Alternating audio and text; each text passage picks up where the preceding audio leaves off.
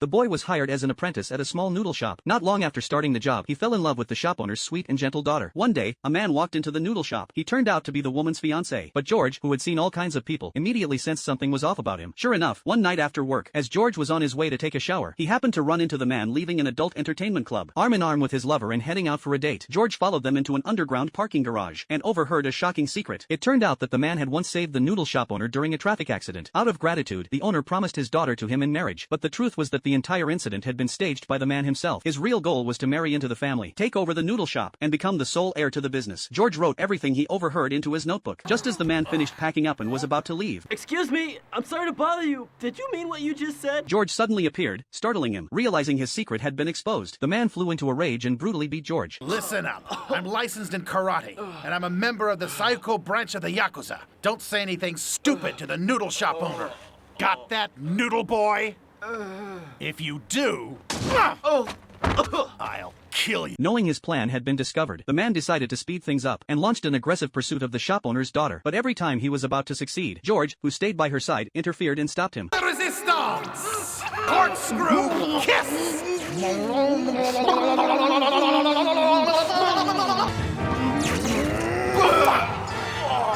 White out!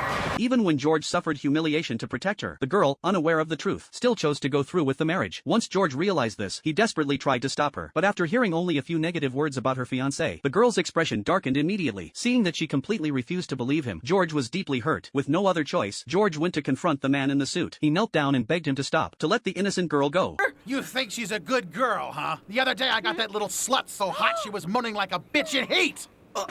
Really? That is one seriously perverted bitch. But, sir! My patience is wearing thin.